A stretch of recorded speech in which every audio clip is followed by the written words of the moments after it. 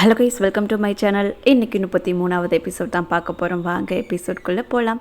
Video போடாதப்போ video போடுங்கன்னு சொல்லிட்டு இருந்தீங்க. இப்போ வீடியோ கண்டினியூஸாக போட்டுட்ருக்கேன். வீடியோ போடுங்கன்னு சொன்னவங்களாம் வீடியோ பார்த்துட்ருக்கீங்களா?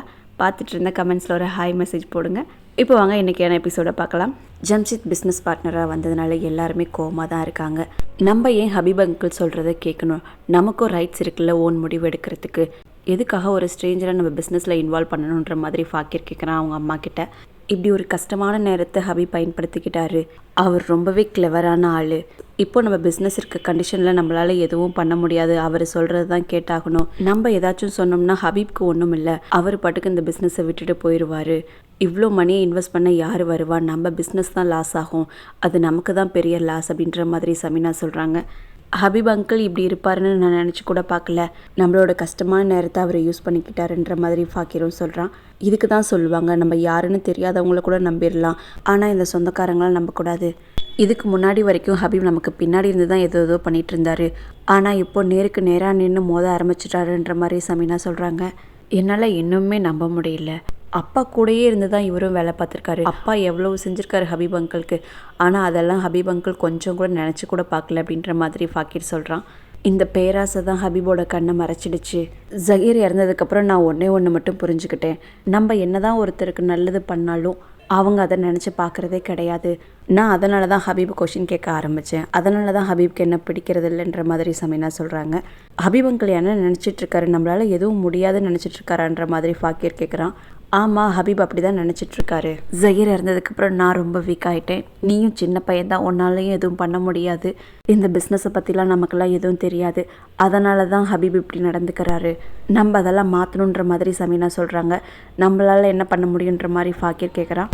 நீ டெய்லியும் ஆஃபீஸ் போகணும், அங்கே என்னென்ன நடக்குதுன்ட்டு நீ அதெல்லாம் கண்காணிச்சே ஆகணும். பிஸ்னஸை பற்றி கொஞ்சம் கொஞ்சமாக கற்றுக்க ஆரம்பிச்சுக்கோ. அப்போ தான் ஹபீபுக்கும் தெரியும் நம்மளாலேயும் எல்லாம் பண்ண முடியும்ட்டு. ஆனால் அது அவ்வளவு ஈஸியும் கிடையாதுன்ற மாதிரி சமீனா சொல்லிட்டு இருக்காங்க. இந்த பக்கம் சாய்க்காவும் ரொம்ப கோவமாக தான் இருக்கா. அவங்க அம்மா கிட்ட, நீங்கள் ஏமா அமைதியாக இருந்தீங்க ஹபீப் இந்த முடிவு எடுத்தப்ப? நீங்கள் ஏதாச்சும் சொல்லியிருக்க வேண்டியதானேன்ற மாதிரி அவள் சொல்லிட்டு இருக்கா. நான் என்ன சொல்ல முடியும்? என்னால் அமைதியாக மட்டும்தான் இருக்க முடியும். ஜஹீர் இறந்ததுக்கு அப்புறமே நான் அமைதியாயிட்டேன். என்னோட ஒரு கையே உடஞ்சி போன மாதிரி ஆயிடுச்சு. என்னால் என்ன பண்ண முடியும்? நான் சொன்னால் யார் கேட்பான்ற மாதிரி அவங்க அம்மா கேட்குறாங்க. நீங்கள் சொன்னால் யாரும் கேட்க மாட்டா. இப்போவும் நீங்கள் தான் அந்த வீட்டில் இருக்கவங்களே பெரியவங்க. நீங்கள் சொன்னால் எல்லாரும் கேட்டு தான் ஆகணுன்ற மாதிரி சாய்க்கா சொல்கிறா. நான் என்ன சொல்கிறதுன்ற மாதிரி அவங்க அம்மா கேட்குறாங்க. ஹபீப் கிட்ட நீங்கள் தான் சொல்லணும், இந்த பார்ட்னர்ஷிப்லாம் வேணாம்ட்டு. இல்லைனா அவர் பாட்டுக்கு பிஸ்னஸ் எப்படி பிரித்து கொடுத்துட்டு போயிட்டு இருப்பாருன்ற மாதிரி சாய்க்கா சொல்கிறா. ஃபராஸும் ஆமாம், சாய்க்கா சொல்கிறது தான் கரெக்டு. ஹபீப் ஃபாக்கிர் கிட்ட நடந்துக்கிற விதமே சரியில்லை. அவர் ஃபாக்கிரை எதுலேயுமே அலோவ் பண்ணுறது கிடையாது. அவராகவே எல்லா முடிவையும் எடுத்துக்கிறாரு. நான் என்ன நினைக்கிறேன்னா, நீங்கள் ஹபீப் இந்த பிஸ்னஸ்லேருந்து போக சொல்லிவிடுங்க. ஃபராஸும் ஃபாக்கிரும் இந்த பிஸ்னஸை பார்த்துக்குவாங்க அப்படின்ற மாதிரி சாய்க்கா சொல்கிறா. நீ என்ன பேசுகிற சாய்க்கா? இது ஜஹீருடைய பிஸ்னஸ், அதை ஹபீப் இப்போ பார்த்துட்ருக்காரு. உனக்கு என்ன உரிமை இருக்குது பிஸ்னஸில் பங்கு கேட்குறதுக்குன்ற மாதிரி அவங்க அம்மா கேட்குறாங்க. நான் ஏன் அதில் பங்கு கேட்கக்கூடாது? மேரேஜ் அப்போ நகை போட்டிருக்கீங்க, அதோட எல்லாம் முடிஞ்சுதா? எனக்கும் இதில் பங்கு இருக்குது, நானும் என்னோட பங்கை கேட்பேன் அப்படின்ற மாதிரி சாய்க்கா சொல்லிட்டு இருக்கா. நீ மறந்துடாத சாய்க்கா, இது ஜஹீர் சொந்தமாக உருவாக்குனது. இதில் யாருக்குமே பங்கு கிடையாது. சமீனாவுக்கும் ஃபாக்கிருக்கும் மட்டும்தான் இதில் பங்கு இருக்குது. ஜஹீர் ஹபீப்க்கு ப்ராமிஸ் பண்ணியிருந்தாரு. அதனால தான் ஹபீப் இப்போ இந்த பிஸ்னஸை பார்த்துட்ருக்காரு. உனக்கெல்லாம் ஒரு ஷேரும் கிடையாதுன்ற மாதிரி பாட்டி சொல்கிறாங்க. ஜஹீரோடைய ப்ராமிஸை நீங்கள் ஃபாலோ பண்ணுறவங்களா இருந்திருந்தால் என்னோடய ஷேரையும் நீங்கள் கொடுங்க. ஜஹீர் நான் எனக்கும் ப்ராமிஸ் பண்ணியிருந்தாரு என்னோடய ஷேரை கொடுக்குறேன்ட்டு. இந்த ப்ராமிஸையும் நீங்கள் நிறைவேற்றுங்கன்ற மாதிரி சாய்க்க கேட்குறா. அவங்க அம்மாவுக்கு என்ன சொல்கிறதுனே தெரியல. தலையில் கை வச்சுட்டு உட்காந்துடுறாங்க. ஹபீப்க்கு வீட்டில் யாரும் சப்போர்ட் பண்ணலை. அதனால் அவர் ஃபெமி வீட்டுக்கு தான் வந்திருக்காரு. ஃபெமியோட சப்போர்ட்டுக்காக நடந்த விஷயத்தெல்லாம் சொல்கிறாரு. இதெல்லாம் கேட்ட ஃபெமி, சமீனா இதெல்லாம் கேட்டு சும்மாவாக இருந்தாங்க அப்படின்ற மாதிரி கேட்குறாங்க. இருந்து தானே ஆகணும், வேறு வழி இல்லை. ஃபாக்கிர் சின்ன பையன், அவங்களுக்கும் இந்த பிஸ்னஸை பற்றி எதுவும் தெரியாது, அதனால் அமைதியாக இருந்துட்டாங்க அப்படின்ற மாதிரி ஹபீப் சொல்கிறாரு. எனக்கு என்னமோ அதில் நம்பிக்கை இல்லை. சமீனா அப்படி அமைதியாக இருக்க ஆள் கிடையாது. கண்டிப்பாக அவங்க ஏதாச்சும் பண்ணுவாங்கன்ற மாதிரி ஃபெமி சொல்கிறா. ஹபீபும் ஆமாம், எனக்கும் தெரியும், கண்டிப்பாக சமீனா மைண்டில் ஏதோ ஒன்று ஓடிட்டு தான் இருக்குன்ற மாதிரி ஹபீப் சொல்கிறாரு. சாய்க்கா அப்புறம் அவங்க வீட்டுக்கார மேலேயும் ஒரு கண்ணை வச்சுரே போவோம். அவங்களும் இந்த பிஸ்னஸை ஒன்றும் இல்லாமல் பண்ணுறதுக்கு தான் இருக்காங்கன்ற மாதிரி ஃபெமி சொல்கிறா. ஆமாம், சாய்க்கா லூஸ் மாதிரி தான் நடந்துகிட்ருக்கா. அவளோட ஷேரை வாங்குறதுக்கு என்னென்னமோ பண்ணிகிட்ருக்கா. ஃபராஸுமே மருமக மாதிரி நடந்துக்கிறது கிடையாது. அவங்களோட ஷேரை வாங்கணுன்ட்டு தான் லூஸ் மாதிரி பண்ணிகிட்ருக்காங்கன்ற மாதிரி ஹபீப் சொல்கிறாரு. ஃபராஸை பற்றி விடுங்க, சாய்க்கா என்ன சொல்கிறாளோ அதை தானே ஃபராஸ் செய்வார். ஃபராஸ் அப்படி இருக்கார். ஆனால் என்னோடய வீட்டுக்கார் நான் என்ன சொன்னாலும் அது கேட்குறதே கிடையாது. உங்கள் வீட்டு பிரச்சனையை நீங்களே பார்த்துங்க, என்ன அதில் இழுக்காதீங்கன்ற மாதிரி அவர் சொல்லிடுறாரு. நான் என்ன தான் பண்ணுறதுன்ற மாதிரி ஃபெமி கேட்குறா. உன்னோட வீட்டுக்காருக்கும் ஃபராஸுக்கும் எவ்வளவோ டிஃப்ரென்ஸ் இருக்குது. உங்கள் வீட்டுக்கார் கூட போய் ஃபராஸை கம்பேர் பண்ணாத. உங்கள் வீட்டுக்கார் ரொம்பவே நல்லவர்ன்ற மாதிரி ஹபீப் சொல்கிறாரு. அதனால தான் நான் வீட்டு விஷயத்தில் தலையிடுறதே இல்லை. எனக்கு ஒன்று மட்டும்தான் உறுத்திட்டே இருக்குது அப்படின்ற மாதிரி ஃபெமி சொல்கிறா. என்னன்னு கேட்குறதுக்கு, ஜம்ஷித்தை பிஸ்னஸ் பார்ட்னர் ஆக்குறது சரியா? ஜம்ஷித் ஆயிஷாவோட தம்பியாச்சுன்ற மாதிரி அவள் சொல்கிறா. நானும் இது சரி வராதுன்னு தான் ஃபஸ்ட்டு நினச்சேன்.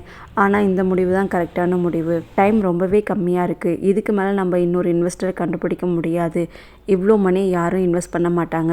ஜம்ஷித் என்ன நம்பி இன்வெஸ்ட் பண்ணியிருக்காருன்ற மாதிரி ஹபீப் சொல்கிறாரு. ஜம்ஷித் பிஸ்னஸ் விஷயத்தெல்லாம் எதுவும் ஆயிஷா கிட்ட சொல்லிடுவாங்களான்ற மாதிரி ஃபெமி கேட்குறா. கண்டிப்பாக ஜம்ஷித் அப்படி பண்ண மாட்டான். என்ன நம்பி இவ்வளோ பணத்தை இன்வெஸ்ட் பண்ணியிருக்கான். அட்லீஸ்ட் நான் அவன் மேலே நம்பிக்கையாவது வைக்கணுன்ற மாதிரி ஹபீப் சொல்கிறாரு. உனக்கு சரின்னு பட்டுச்சுன்னா ஓகே அப்படின்ற மாதிரி ஃபெமி சொல்லிடுறா. எனக்கு அங்கே ஃபேமிலியில் யாருமே சப்போர்ட் பண்ணலை, நீயாச்சும் எனக்கு சப்போர்ட் பண்ணுவியான்ற மாதிரி ஹபீப் கேட்குறாரு. கண்டிப்பாக நான் உனக்கு சப்போர்ட் பண்ணுவேன், உன் கூட எப்போவுமே நான் இருப்பேன் அப்படின்ற மாதிரி ஃபெமி சொல்லிடுறா. இந்த வீட்டில் என்ன தான் நடக்குதுன்ற மாதிரி ஆனி அவங்க அம்மா கிட்ட கேட்குறா. அவங்க அம்மா ஏதோ ஒரு ஞாபகத்தில் அமைதியாகவே தான் இருக்காங்க. அம்மா உங்ககிட்ட தான் பேசிகிட்டு இருக்கேன், அப்பா என்ன பண்ணாருன்ற மாதிரி ஆனி கேட்குறா. அவர் என்ன பண்ணாரு, உங்கள் அங்கிள் பிஸ்னஸில் பார்ட்னராக ஆக்கிட்டாருன்ற மாதிரி அவங்க அம்மா சொல்கிறாங்க. அப்பா அப்படி பண்ணால் அதுக்கு நான் ஏன் திட்டு வாங்கணும் எல்லாத்துக்கிட்டையும் அப்படின்ற மாதிரி கேட்குறா.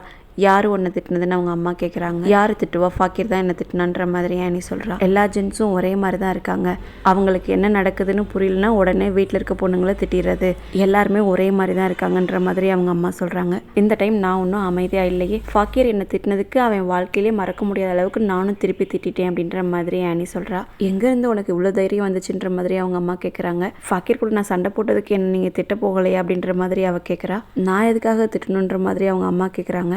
நீங்கள் எப்போவுமே சொல்லுவீங்களே ஹஸ்பண்ட் சொல்கிறது தான் கேட்கணும், அவங்க கூட சண்டை போடக்கூடாது, அவங்க மேலே தப்பே இருந்தாலும் நம்ம தான் அமைதியாக இருக்கணும்னு சொல்லுவீங்களேன்ற மாதிரி ஆனி கேட்குறா. அப்படி தான் முன்னாடி சொல்லுவேன், ஆனால் இப்படி ஒன்றை பார்க்குறதுக்கு எனக்கு சந்தோஷமாக இருக்குன்ற மாதிரி அவங்க அம்மா சொல்கிறாங்க.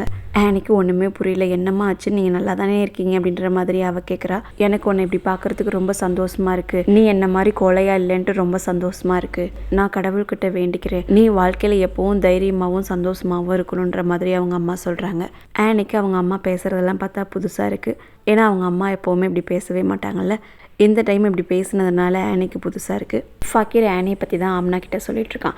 இனிமேல் நான் ஆனியை நம்பவே மாட்டேன், அவளும் அவங்க அப்பா மாதிரியே தான் இருக்கா. இந்த பிஸ்னஸ் விஷயத்தில் அவள் அவங்க அப்பாவுக்கு சப்போர்ட் பண்ணிகிட்ருக்கான்ற மாதிரி ஃபாக்கிர் சொல்லிகிட்ருக்கான். ஆனி அவங்க அப்பாவுக்கு தானே சப்போர்ட் பண்ணுவா. இந்த பிஸ்னஸ் விஷயத்தில் ஆனியை தள்ளியே வைங்கன்ற மாதிரி ஆம்னா சொல்கிறா. நீயும் என்ன ஆனிக்கு தான் சப்போர்ட் பண்ணிகிட்ருக்குன்ற மாதிரி ஃபாக்கிர் கேட்குறான். நான் ஆனிக்கு சப்போர்ட் பண்ண கிடையாது, பிஸ்னஸ் விஷயத்தில் ஆனியை இன்க்ளூட் பண்ணாதீங்கன்னு தான் சொல்கிறேன்ற மாதிரி அவள் சொல்கிறா. ஃபேமிலியே ஆனிக்கு எதிராக இருந்தப்போ நான் ஆனிக்கு சப்போர்ட் பண்ணினேன், அவள் என்னோட ஒய்ஃப், ஆனால் அவள் எனக்கு சப்போர்ட் பண்ண மாட்டேங்கிறான்ற மாதிரி அவன் சொல்லிகிட்ருக்கான். ஃபாக்கிர் ஆனியை பற்றியே பேசினதுனால ஆம்னாவுக்கு பிடிக்கல. ஆனியை பற்றி நம்ம இப்போ பேச வேண்டாம், எனக்கு வேலை இருக்குது, நான் போகணுன்ற மாதிரி உடனே ஃபோனை வச்சிட்றா. பாட்டி ஆயிஷாவை தான் கூப்பிட்ருக்காங்க. ஆயிஷா கொஞ்சம் லேட்டாக வந்திருப்பாங்க போல், அதுக்கு கூட பாட்டி திட்டிகிட்டு தான் இருக்காங்க. நான் கூப்பிட்ட உடனே வர மாட்டேன்ற மாதிரி பாட்டி கேட்குறாங்க. கிச்சனில் கொஞ்சம் வேலை இருந்துச்சு, அதான் லேட்டாச்சு அப்படின்ற மாதிரி ஆயிஷா சொல்கிறா. என்னை விட உனக்கு கிச்சன் வேலை தான் பெருசாக போயிடுச்சா? சரி, உன் பேச்சு கேட்டு தான் ஜம்ஷித் மணியை இன்வெஸ்ட் பண்ணாரா நம்ம பிஸ்னஸ்லன்ற மாதிரி பாட்டி கேட்குறாங்க. இல்லை நான் ஜம்ஷித் கிட்டேயும் எதுவும் சொல்ல கிடையாது, ஹபீப் கிட்டேயும் எதுவும் சொல்ல கிடையாதுன்ற மாதிரி ஆயிஷா சொல்கிறா. என்கிட்ட போய் சொல்லாத, உண்மையை சொல்லுன்ற மாதிரி பாட்டி கேட்குறாங்க. சத்தியமாக சொல்கிறேன், எனக்கு இந்த விஷயத்தை பற்றி எதுவுமே தெரியாது. பிஸ்னஸ் விஷயத்தை பற்றி யாருமே என்கிட்ட எதுவும் சொன்னது கிடையாது. அதுவும் இல்லாமல் எப்போ என் தம்பிக்கு ஆலியா கூட மேரேஜ் ஆகிடுச்சோ அப்போலேருந்து நான் பேசுகிறது இல்லை சரியா அப்படின்ற மாதிரி சொல்கிறா. உன்ன மாதிரி ஒரு முட்டாளை நான் பார்த்ததே கிடையாது. ஒரு பக்கம் உன்னோட வீட்டுக்கார், ஒரு பக்கம் உன்னோட தம்பி, ஆனால் உனக்கு இந்த விஷயத்தை பற்றி எதுவுமே தெரிலன்னு சொல்கிற. நீ இந்த உலகத்தில் தான் வாழ்ந்துட்டுருக்கியான்னு எனக்கே தெரியல. சரி போன்னு சொல்லிட்டு மறுபடியும் ஆயிஷாவை கூப்பிட்டு, இந்த எல்லா பிரச்சனைக்கும் நீ தான் காரணம்னு தெரிஞ்சால் நான் உன்னை ரொம்ப கொடூரமாக நடத்துவேன்ற மாதிரி சொல்லி அனுப்பிச்சிடுறாங்க. இந்த சேனலில் வர வீடியோலாம் உங்களுக்கு பிடிச்சிருந்துச்சுன்னா மறக்காமல் சப்ஸ்கிரைப் பண்ணிவிட்டு பாருங்கள். நெக்ஸ்ட் எபிசோடில் சந்திப்போம். தேங்க்யூ ஃபார் வாட்சிங்.